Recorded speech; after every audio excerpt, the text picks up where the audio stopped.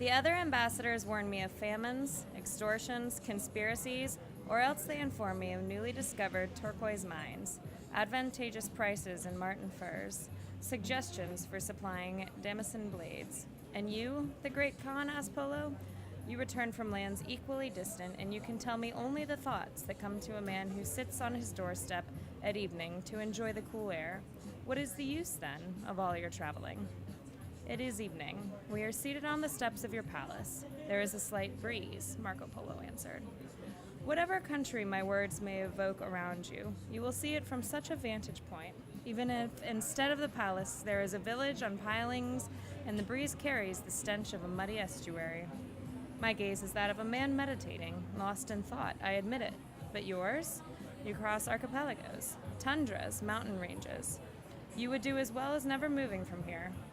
The Venetian knew that when Kublai became vexed with him, the emperor wanted to follow more clearly a private train of thought. So Marco's answers and objections took their place in a discourse already proceeding on its own, in the great Khan's head.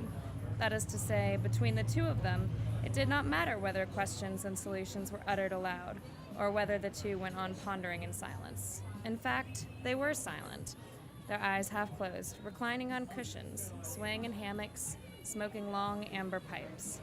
Marco Polo imagined answering, though Kublai Khan imagined his answer, that the more one was lost in unfamiliar quarters of distant cities, the more one understood the other cities had crossed to arrive there, and retraced the stages of his journey, and he came to know the port from which he had set sail, and the familiar places of his youth, and the surroundings of his home, and a little square of Venice where he gambled as a child.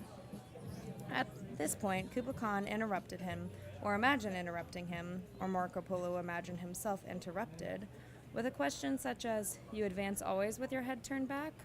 Or, is what you see always behind you? Or rather, does your journey take place only in the past? All this so that Marco Polo could explain or imagine explaining, or be imagined explaining, or succeed finally in explaining to himself that what he sought was always something lying ahead.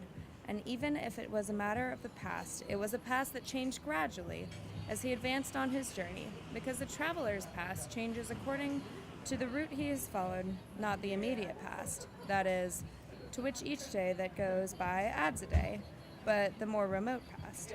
Arriving at each new city, the traveler finds again a past of his that he did not know he had.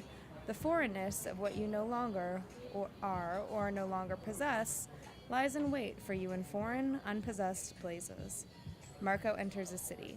He sees someone in a square living a life, or an instant that could be his. He could now be in that man's place, if he had stopped in time long ago, or, if long ago, at a crossroads, instead of taking one road, he had taken the opposite one, and after long wandering, he had come to be in the place in the man in the square. By now, from that real or hypothetical past of his, he is excluded. He cannot stop. He must go on to another city, where another part of his past awaits him, or something perhaps that had been a possible future of his and is now someone else's present. Futures not achieved are only branches of the past, dead branches. Journeys to relieve your past? Was Khan's question at this point, a question which also had been formulated, journeys to recover your future? And Marco's answer was, elsewhere is a negative mirror. The traveler recognizes the little that is his, discovering the much he has not had and will never have.